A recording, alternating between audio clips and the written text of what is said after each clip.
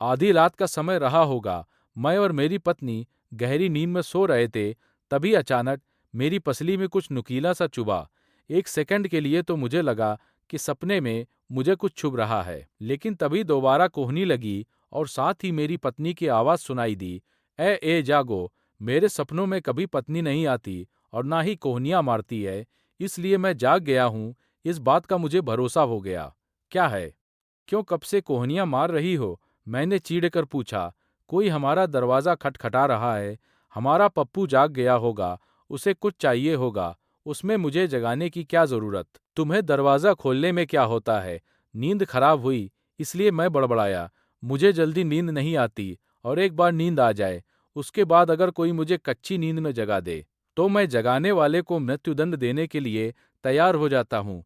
लेकिन मैं इस कमरे के दरवाजे की बात नहीं कर रही हूँ, वह कहाँ अंदर से बंद किया है, तो बाहर हमारे बंगले का दरवाज़ा कोई खटखटा रहा है। मेरे मुंह से बेवकूफ़ी भरा सवाल निकल गया।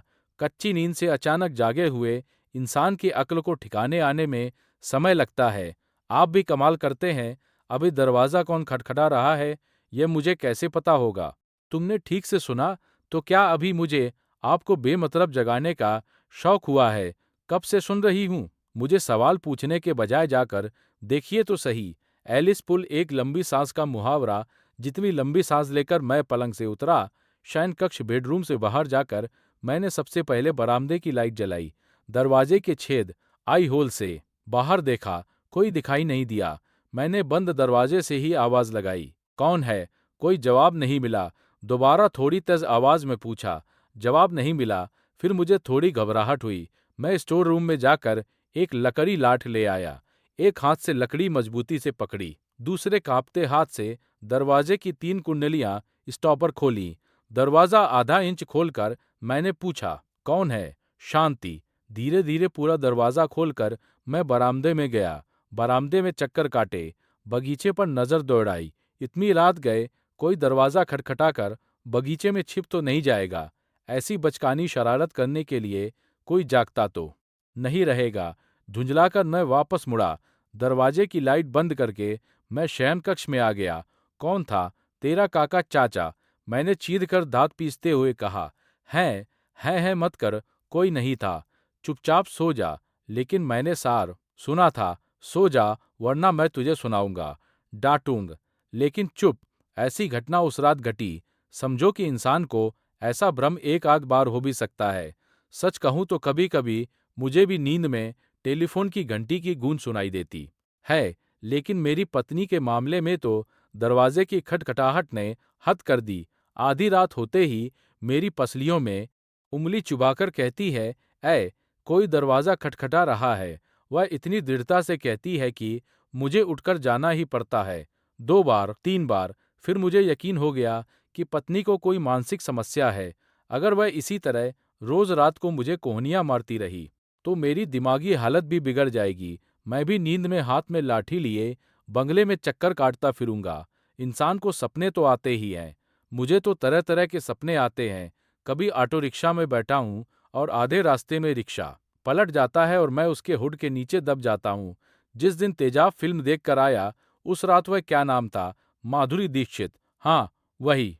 पूरी रात मेरे सपने में 1 2 3 गाते हुए नाचती रही। जन्माष्टमी की रात को ताश पत्ते खेलूं तो पूरी रात 3 इक्के ही दिखाई देते हैं। टीवी पर टेस्ट मैच देखा हो तो पूरी रात वेस्टइंडीज के राक्षस खिलाड़ी मुझ पर तोप के गोले फेंक रहे हों, ऐसे सपने आते हैं। लेकिन रोज रात को एक जैसा सपना मुझे नहीं आता। हाँ, जब मैं कॉलेज में पढ़ता था, तब मेरे एक दोस्त को पूरी रात मधुबाला परेशान करती थी, पर उसमें कसूर उसका था। वह रोज शाम को मधुबाला की फिल्म देखने जाता था।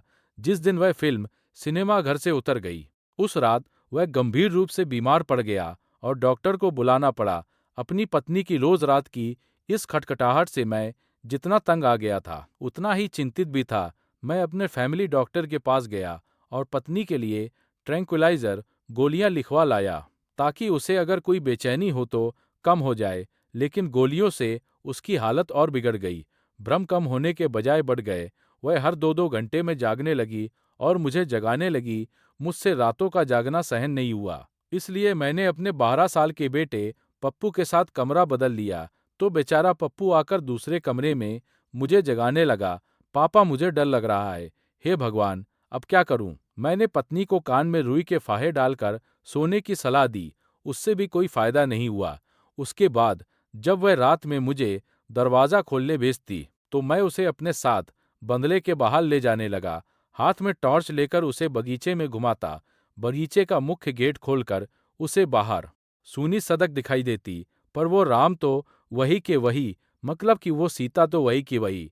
रात पड़ी नहीं कि ऐ मुझे खड़खड़ाहट सुनाई दे रही है, कोई ढंग से दरवाजे पर दस्तक दे रहा है। मैं भूत प्रेत या ऊपरी बाधाओं में विश्वास नहीं करता। मान लीजिए कि अगर ऐसा कुछ होता भी, तो वह हर रात इस तरह की हरकतें करके चुपचाप तो बैठा नहीं रहता, कुछ तो अपना असर पर्चा दिखाता ही।